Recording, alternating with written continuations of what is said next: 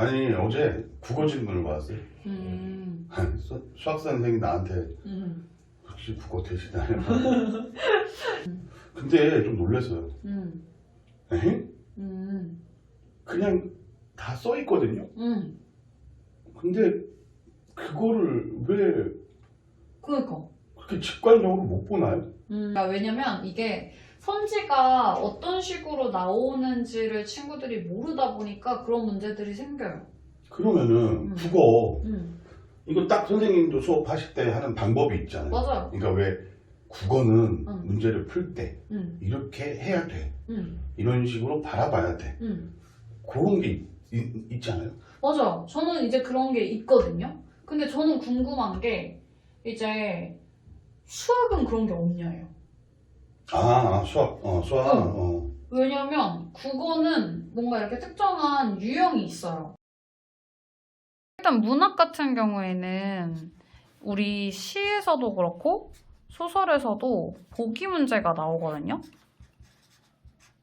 근데 이 보기 문제를 만들 때 이렇게 막 보기가 네모나게 있다라고 했을 때 선지에 만드는 평가원의 유형이 정해져 있어요.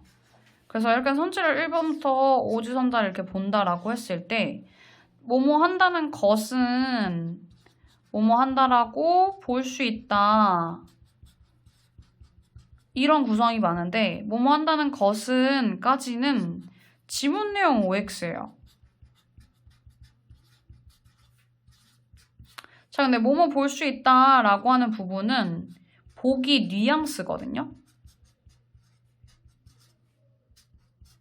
자, 근데 보기에 이런 내용이 있었어? 여기는 지문 내용에 이런 내용이 있었어? 라고 하는 거고, 세 번째로 판단해줘야 되는 건 얘네 둘의 연결이에요. 지문 내용 부분하고 보기 내용 부분하고 굳이 연결하면 연결이 될 수 있는 요소야? 라고 하는 거고, 얘가 제일 지금 어렵게 나오는 포인트인데, 딱 이렇게 선지, 보기 있는 선지를 볼 때, 지문 내용, 이거 내용 있었어? OX? 먼저 판단해 보시고, 그 다음에 보기 뉘앙스 있었어? 보기에? 라고 하는 걸 판단해 보고, 그 다음 세 번째로 이 연결이 돼? 라고 하는 걸 생각해 보면 이 보기 문제는 다 이렇게 풀 수 있는 선지 유형이거든요. 이런 식으로 문학은 유형이 정해져 있거든요. 근데 수학도 이렇게 정해져 있으면 애들이 좀 배우기가 쉽지 않을까요? 정해져 있는 거기보다는 이제 구성들이 어떻게 돼 있냐겠죠, 수학 같은 경우는. 그러니까 기본적으로 나오는 내용들은 정해져 있는데 이걸 어떻게 조합돼 있느냐가 수학에선 관건이 되겠죠. 그럼 이런 식으로 유형화해서 애들한테 가르쳐 줄 수는 없는 거예요? 그거를 어느 정도 유형이라고 한다면 우선 2점하고 3점짜리 유형들을 보게 되면 개념들이 A란 개념이 있고 B란 개념이 있고 C란 개념이 있으면 요게 하나씩 나오는 문제들이에요. 그렇게 되게 되면 이 학생들은 이건 다 알아. 다 알아요. 그런데 문제는 뭐냐? 이제 4점짜리를 들어가게 되는 순간 이 유형들이 조합이 생겨요. A랑 B랑 조합이 생기고 A랑 C랑 조합이 생겨. 그러면 기출에 나왔던 문제들은 이 유형들을 계속 학생들이 숙지를 하려고 하고 이거를 단순 암기를 해. 그러면 문제는 무엇이냐?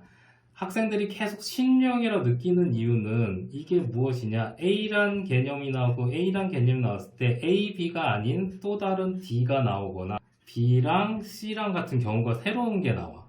그러면 학생들은 이 개념 알고 이 개념 알고 있는데 새로운 유형이 나오면 더더욱 못 풀게 되는 거고 같은 유형들이 나오는데 조합이 바뀌게 되면 이것도 신유형이라고 생각하고 못 풀어.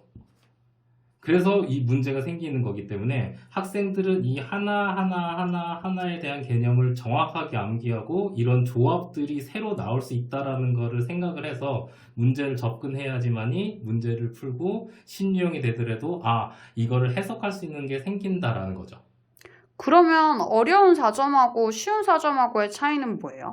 어려운 4점이면은 여기서 A 더하기 B 더하기 C가 나오겠죠. 개념이 하나가 더 늘어난다. 왜? 3개의 경우가 되게 되면 경우의 수가 2배로 늘어나게 되거든요.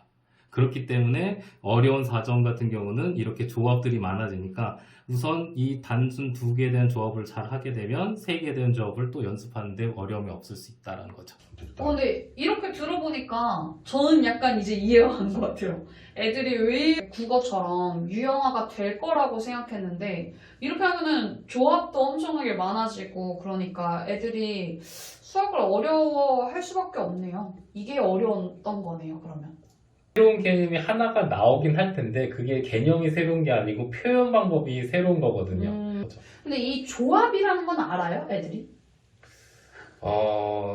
저는 기출문제를 볼 때 이 조합들을 생각하지 않고 그냥 문제를 외운다라는 학생들이 새로운 문제를 못 적응한다고 말을 할 것 같아요. 아이들이 문제를 보면 알아요. 그러면서 아이들이 꼭 질문하는 게 그냥 문제를 외워서 푸는 것 같아요 라고 얘기를 해요.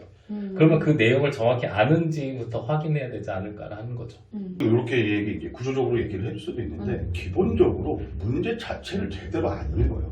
그렇지. 이거는 지금 모든 과목에 그 통용되는 얘기일 거예요. 그러니까 뭐 저도 아까 학생 하나 그 수업을 했는데 하는 말이 못 풀어. 근데 가만히 보고 있었어요. 딱 하나만 찍어줬어 문제. 정사각형. 그러니까 이거에 대한 정사각형이 뭐예요? 내변의 길이가. 아, 그쵸. 내변의 길이가 같은 거. 그건 다 같다는 소리거든. 그러니까 그거를 제대로 안 읽는 거야. 아. 국어도 그렇지 않아요? 맞아요. 그 해당 부분만 돌아가면 되는 건데 앞뒤만 보면 되는 건데 그걸 안 읽어요. 그러니까 수학에서 대표적으로 아이들이 함수를 힘들어하는 이유가 그냥 함수 어떻게 나와 있으면 진짜 어려운 문제야. 그런데 연속 함수, 미분 가능 함수, 다항 함수 하게 되는 순간 이거는 힌트야. 범위를 정해준 거잖아. 그래요? 나는 여기 안에서 문제를 낼 거야. 근데 왜냐면 함수라는 거는 엄청 많은 개념인데 거기서 다항함수. 그럼 머릿속에 그냥 다항함수구나. 그 연상을 하고 푸는 거야. 그러면 아까 말씀해주신 것처럼 A랑 B가 조합이야. 이것도 모르는 거네요? 문제를 통해서? 헷갈리는 거죠. 그쵸. 처음에는 이거야 생각하다가 A란 조건은 알았어. B란 조건 알았어. 근데 B가 더 신경 쓰여. 조건들이 더 많으니까. A는 잊어. B만 보고 있어. 그러니 문제는 안 풀려. 그거예요. 그래놓고 애들은 문제 풀면 그치. 개념은 들었는데 문제가 안 풀려요. 그럼 제가 개념을 모르는 것 같아요. 개념을 다시 들어야 될까요? 이 질문을 계속 하는 거네요. 그렇죠. 그게 바로 문제의 첫 소절을 어떻게 읽느냐예요. 그리고 그거를 기억을 하느냐. 옛날부터 내려온 말 있잖아. 문제에 답이 있다. 조건을 봐야지 답이 나오지. 조건을 안 보니까. 그러니까 조합도 조합인데 학생들은 이런 조합적인 문제를 계속 문제를 보면서 해. 근데 꼭 하다 보면은 있는 거를 하나씩 빼먹어. 그게 가장 키가 되는 걸 읽는 거야. 그러니까 어떻게 보면 국어에서 주어를 읽는 것처럼 그런 거야. 그러면 수학 점수가 안 나오는 건 한마디로 해서 문제에 답이 있는데 문제를 못 읽는다.